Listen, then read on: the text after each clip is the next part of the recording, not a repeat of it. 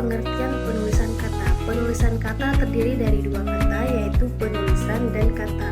Penulisan adalah proses, cara, perbuatan menulis atau menulis. Sedangkan kata adalah unsur bahasa yang diucapkan atau dituliskan yang merupakan perwujudan kesatuan perasaan dan pemikiran yang tepat digunakan dalam berbahasa. Dari pengertian perkata di atas dapat disimpulkan bahwa penulisan kata adalah proses atau cara menulis yang mempertimbangkan unsur bahasa yang diucapkan atau dituliskan sebagai wujud kesatuan perasaan dan pikiran yang dapat digunakan dalam berbahasa sesuai ejaan yang disempurnakan. Berikut adalah ringkasan pedoman umum penulisan kata. 1. Kata dasar ditulis sebagai contoh satu kesatuan. Contohnya, ibu percaya bahwa engkau tahu. 2. Yaitu kata turunan. Kata turunan adalah kata yang sudah mendapatkan imbuhan. Imbuhan berawalan, sisipan, akhiran, campuran, pengulangan, atau penggabungan dengan suku kata lain yang membentuk kata baru dengan makna yang baru pula. Contohnya misalkan dengan kebersihan, perasaan, dikerjakan. Jika kata dasar berbentuk gabungan atau mendapat awalan dan akhiran sekaligus, unsur gabungan ditulis serangkai. Tanda hubung boleh digunakan untuk memperjelas, contohnya menggarisbawahi, dilipat gandakan. Nah, jika salah satu unsur gabungan hanya dipakai dalam kombinasi, gabungan kata ditulis serangkai, contohnya adipati, mancanegara. Nah, jika kata dasar huruf awalnya adalah huruf kapital, diselipkan tanda hubung, contohnya non-Indonesia. 3. Yaitu bentuk ulang ditulis secara lengkap dengan menggunakan tanda hubung, baik yang berarti tunggal, lumba-lumba, kupu-kupu, jamak, anak-anak, buku-buku, maupun yang berbentuk berubah beraturan seperti sayur mayur, ramah, dan tamah. 4. Yaitu gabungan kata atau kata majemuk. Antara lain gabungan kata termasuk istilah khusus ditulis terpisah, contohnya seperti duta besar, orang tua, ibu kota, sepak bola. Terus ada gabungan kata termasuk istilah khusus yang mungkin menimbulkan kesalahan pengertian, dapat ditulis dengan tanda hubung untuk menegaskan pertalian. Contohnya seperti alat, padang, dengar, anak, istri, saya. Dan beberapa gabungan kata yang sudah lazim dapat ditulis serangkai. Lihatlah bagian gabungan yang ditulis serangkai. Misalnya kata ganti, kau, kumunya, ditulis serangkai. Contoh, kumiliki, ku ambil, bukumu, miliknya. 6. Kata depan atau preposisi, misalkan di, ke, dan dari, ditulis terpisah kecuali yang lazim seperti kepada, daripada, keluar, kemari, dan lain-lain. Contohnya di dalam, ke tengah, dari Surabaya. Terus ada ketujuh, yaitu artikel si dan sang ditulis terpisah. Contohnya sang harimau marah kepada si sang kelinci. Nah, untuk selanjutnya ada yang kedelapan, yaitu partikel. Partikel misalkan seperti lah, kah, dan tah ditulis serangkai. Contohnya bacalah, siapakah, apatah. Partikel pun ditulis secara terpisah kecuali yang lazim dan padu seperti adapun, bagaimanapun, dan lain-lain. Terus ada partikel yang berarti mulai.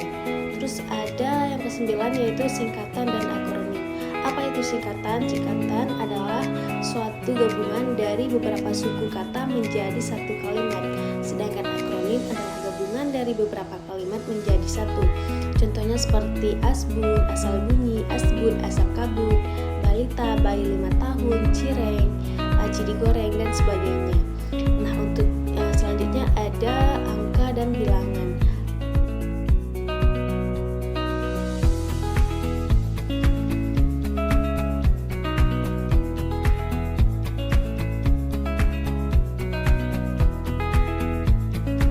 Nah, untuk selanjutnya itu ada kata turunan. Secara umum, pembentukan kata turunan dengan imbuhan mengikuti aturan penulisan kata yang ada bagian sebelumnya.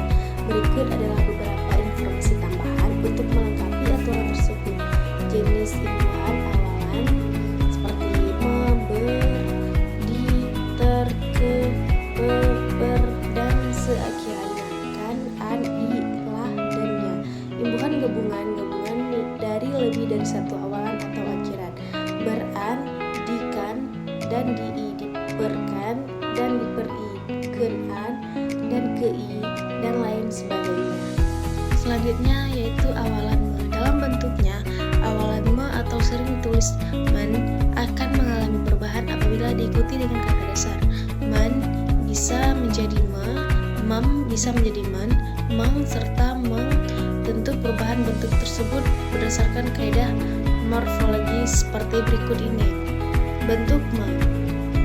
Bentuk awalan men berubah menjadi me apabila kata dasar yang mengikutinya diawali dengan konsonan R, I, W, Y, M, N, NG, dan NY. Contohnya merawat. Me tambah rawat sama dengan menjadi merawat. Melihat, kata dasarnya lihat. Mewasit, kata dasarnya wasit.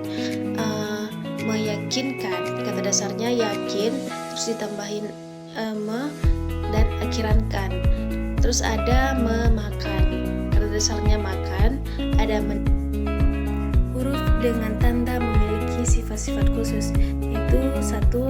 Dilebur jika huruf kedua kata dasar adalah huruf vokal. Contohnya me tambah tipu, yaitu menipu. Me tambah sapu, yaitu menyapu. Me tambah kira, mengira. Terus yang kedua, tidak dilebur jika huruf kedua kata dasar adalah huruf konsonan. Contohnya me tambah klarifikasi, menjadi mengklarifikasi. Terus yang ketiga yaitu tidak dilebur jika kata dasar merupakan kata asing yang belum diserap secara sempurna. Contohnya me tambah konversi, yaitu bisa digabungkan menjadi mengkonversi. Ada beberapa aturan khusus pembentukan kata turunan, yaitu ber tambah kerja, yaitu bekerja, atau huruf R dihilangkan. Belajar, huruf R digantikan P atau tambah perkosa menjadi pemerkosa. Huruf P lulu menjadi E. P tambah perhati menjadi pemerhati. Huruf P lulu menjadi E. Nah, kesimpulan yang dapat saya ambil dari video saya ini, yaitu dalam penjelasan dalam video ini adalah salah satu hal yang perlu diperhatikan dalam penulisan kata maupun kalimat yang tepat. Dengan penulisan kata yang tepat, maka pembaca tidak akan mengalami salah tafsir terhadap kata dasar yang telah diberi imbuhan, dan isi dari tulisan tersebut dapat tersalurkan kepada pembaca sehingga tujuan penulis dapat tersampaikan kepada pendengar. Sarannya yaitu bahasa Indonesia tidak akan tetap terjaga apabila tidak diadakan pusat berbahasa dan balai bahasa serta tempat pelatihan dan pengajaran tentang tata bahasa.